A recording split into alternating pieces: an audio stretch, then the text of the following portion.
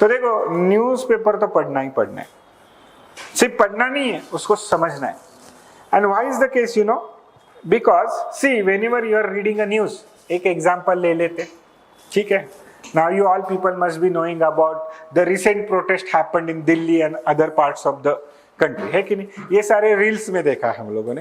ये it was expected from you that you should have read about it in the newspaper, but ठीक है, चलो newspaper में पढ़ा। या दूसरा एग्जांपल ले लेते, the war that is going on in West Asia.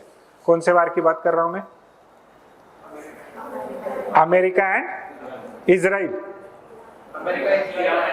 अच्छा, इजराइल एंड ईरान का वॉर चल रहा है, अमेरिका बीच में जाके अपना मनमानी कर रहा है। तो war is happening between Israel and Iran. America तो मतलब चांस में डांस कर रहा है, दैट इज हिज इंटरनेशनल, हमेशा फॉरेन पॉलिसी का काम रहता है। सो वेस्ट एशिया की अगर मैं बात कर रहा हूँ, ये वॉर चल रहा है, तो ये वॉर क्यों चल रहा है? कभी ऐसे दिमाग में आया आपके? This war is going on for some long period of time now, isn't it? तो किसी ने सोचा कि क्यों ये वॉर चल रही है? किसी को पता है क्यों हो रही है ये वॉर? कुछ लोगों को पता है ना। इससे किसको बेनिफिट मिल रहा है? इससे किसको लॉस हो रहा है? इंडियंस को क्या इससे लॉस हो रहा है? ना war is happening thousands of kilometre away from our boundaries, so why shall we be thinking about it, caring about it? But yes, it is impacting India, isn't it? कैसे impact कर रहा है? हाँ, petrol का price बढ़ गया sir, क्या बताएं, है कि नहीं? क्यों? Because oil is coming from that side, we import lot of oil from the Gulf region, तो उस पर इम्पैक्ट हो रहा है। एलपीजी का बहुत प्रॉब्लम हो रहा है, तो गैस के दाम बढ़ गए।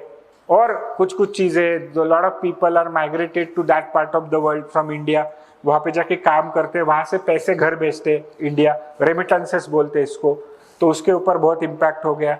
हमारा जो ट्रेड हो रहा है maybe to that part of the world, और वहां के रूट से जा रहा है, तो some of our ships sunk, some of our people who were merchant navy के लोग थे, वो उनकी डेथ हो रही है।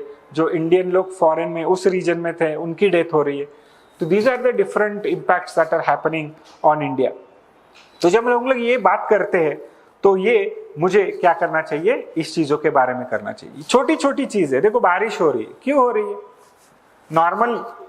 नॉर्मली अगर आप देखोगे, think about your friends who are not preparing for civil services, वो क्या करेंगे? रेन को देख के क्या बोलेंगे? 2-3 चीजें बोलेंगे, यार चाय पीने का मन कर रहा है कि नहीं? या बोलेंगे यार कितना बारिश हो रहा है, मुझे यहाँ पे जाना था, प्रॉब्लम हो गया, ट्रैफिक जाम हो जाएगा, चिक चिक हो रहा है। This is what the person other than civil service preparation करने वाला बंदा या aspirant, he is thinking about the thing that is happening around it. But अगर मैं बारिश की तरफ देखता हूँ, तो I will be thinking about Indian monsoon system, कैसे आता है? Nowadays people might be saying this thing a lot कि अरे आजकल बारिश क्या unpredictable हो गया है ना, climate change हो गया। तो climate change सच में हुआ है क्या? क्या ये इस लेवल पे इम्पैक्ट कर रहा है क्या? या सिर्फ वेदर में टेम्पररी क्या चेंज हो रहे? एल नीनो, ला नीनो के बारे में कुछ लोगों ने कुछ बात करने का सोचा था। तो क्या होता है ये एल नीनो, ला नीनो? इससे क्या क्या प्रॉब्लम्स होते हैं? तो बहुत बार हम लोग देखते हैं, स्पेशली रील्स पे आप लोग देख रहे हो कि यहाँ पे बहुत बाढ़ आ गई, यहाँ पे अर्बन एरियाज में बहुत पानी जाम हो गया। तो ये तो सारे डिजास्टर्स है। तो डिजास्टर मैनेजमेंट का तो हमारे सिलेबस में एक पॉइंट दिया हुआ है। तो आजकल नए नए मैनमेड डिजास्टर्स बन रहे हैं। क्या इसके बारे में मैं सोचता हूँ? क्या मैं ये सोच सकता हूँ कि if I become a future civil servant, what shall be the way town should be planned? अरे टाउन प्लानिंग की भी तो बात करनी पड़ेगी। इसी के बारे में तो हम लोग हमेशा कंप्लेंट करते रहते कि क्या हर जगह पे एनक्रोचमेंट हो गया, पानी को बहने के लिए जगह ही नहीं है।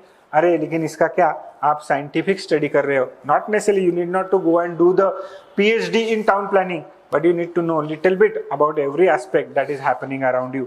अगर ये करोगे तो आपका जो नॉलेज है वो 360 डिग्री आपका होगा, और इसकी वजह से आपका किसी भी इशू को देखने का तरीका क्यूरियोसिटी से अगर भरा होगा, तो you will be knowing about that particular thing in a holistic manner.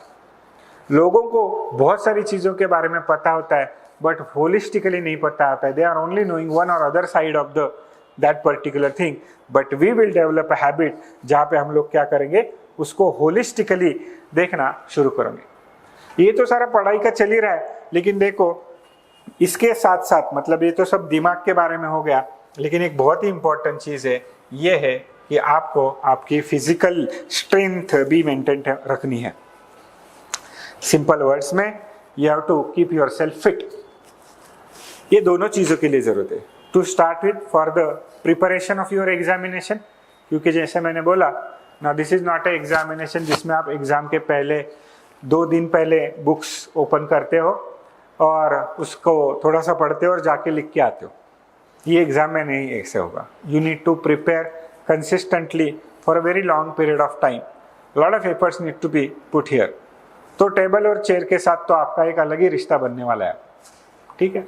कोई जगह बनेगा आपका जहाँ पे बैठ के आप पढ़ोगे और वहाँ पे आपको बहुत पढ़ना पड़ेगा। This is a part and parcel of the process. मैं आपको यहाँ पे झूठ बोलूंगा नहीं कि कुछ नहीं होता है, आसानी एग्जाम है, कुछ नहीं नहीं नहीं, एग्जाम आसान है।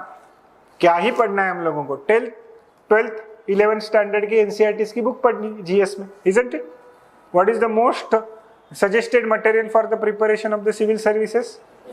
11th एंड 12th के एनसीईआरटी। वो तो हम लोग पढ़ के बड़े हो गए ना, अभी we are doing graduation right now, तो वो तो हम लोगों के लिए इजी पार्ट है। But it is not the case. पढ़ाई सिंपल है, पढ़ाई इजी है, but because most of the people who are preparing for it are spending so much time and energy on it, the competition makes it very very tough to get at the top. और top पे आना पड़ेगा, otherwise list में नाम नहीं आएगा। तो यहाँ पे रेस लगेगा बाबा। तो life is not a race वाला फिलोसॉफी यहाँ पे नहीं चलेगा। हाँ, एक्सेलेंस के पीछे भागो, लेकिन रेस में भी तो आगे आना पड़ेगा। तो यहाँ पे रेस लगेगा, you have to be at the top, otherwise list में नाम नहीं आएगा। तो उसमें यहाँ पे तो कैपेसिटी डेवलप करना पड़ेगा, क्यूरियोसिटी है, इमोशनल स्ट्रेंथ है, सब है, लेकिन आपकी फिजिकल स्ट्रेंथ भी मैटर करेगी। क्योंकि अगर मुझे बैठना है 7, 8, 10 घंटे पढ़ाई करनी है, तो my body shall support me. आप बोलोगे सर इतना क्यों? क्योंकि मैं एग्जामिनेशन का पैटर्न थोड़ा सा सिंपली आपको बता देता हूँ। When you are writing your main examination, there will be certain days, on that particular days you have to write 2 papers on one day. For an example, GS paper 1 in the morning slot 3 hours, then there will be some break, and then you have to come and write the GS paper 2 again for 3 hours. तो देखेंगे ही ऐसे तो 6 घंटे तो मुझे बैठ के लिखना है, और बीच में 2 घंटे जिसमें आप खाना खा के ये वो करके आ जाओगे, तो 8 घंटे का तो मेरा शेड्यूल है। फिर आना जाना अलग, एग्जाम सेंटर जाना, ये वो है। तो देखो उस दिन पे मेरा कम से कम 8 से 10 घंटे का मेरा कैपेसिटी होना चाहिए। और सोचो आप, ये मेरी एग्जामिनेशन की रिक्वायरमेंट है। And only I am talking about not only time, but think about the mental pressure that you are handling on the day of examination. उसमें आपको मेंटल कैपेसिटी के साथ लगेगा आपका फिजिकल कैपेसिटी। तो that's why I am saying कि आपको habits बनानी पड़ेगी। You have to take care of your fitness. Your fitness, your physical strength is going to determine how much energy you are going to contribute into this journey. Energy देखो सबके पास limited है, but limited में भी तो variety है, variable है ना, है कि नहीं? कोई 4 घंटे पढ़ सकता है, कोई 14 घंटे पढ़ सकता है। That is a difference you have to make. Now you have to decide. Obviously, efficiency will be also important. क्योंकि नहीं तो सिर्फ 14 घंटे में टेबल चेयर में बैठा हूँ और 2 पेज पढ़े, तो that is not a issue. We are talking about people who are actually spending some time with highest efficiency. उसमें भी मैं 4 घंटे पढ़ रहा हूँ और कोई 6 घंटे पढ़ रहा है, कोई 8 घंटे पढ़ रहा है। अरे people are also studying 12 hours 14 hours a day. तो क्या मेरी बॉडी इसके लिए सपोर्ट करेगी? तो करनी पड़ेगी। इसी के लिए you develop an habit of doing certain exercise. You choose what ever you want. You can go for a walk, jog, you can do yoga, cycling करो, कोई स्पोर्ट खेलो फिजिकल वाला, बुद्धि बढ़नी खाने से, ठीक है। नहीं तो आप बोलोगे फिटनेस के लिए मैं चेस खेलता हूँ, नहीं वो वाला नहीं, ठीक है। डू सम फिजिकल वाला स्पोर्ट, कोई भी चीज करो जो आपको क्या करेगा, आपके डेली एक्टिविटी में एक तो आपकी फिजिकल स्ट्रेंथ भी मेंटेन करेगा, जो आपको एनर्जी मेंटेन करनी है प्रिपरेशन में। At the same time if you fix the time of that activity, you are going for a gym, you are going for a yoga, you are going for a walk और jog, if you decide a time, you fix the time, आपके दिन की, if you are it's an early morning, it will start your day beautifully. और वही से मेरा पहला टिक हुआ डिसिप्लिन।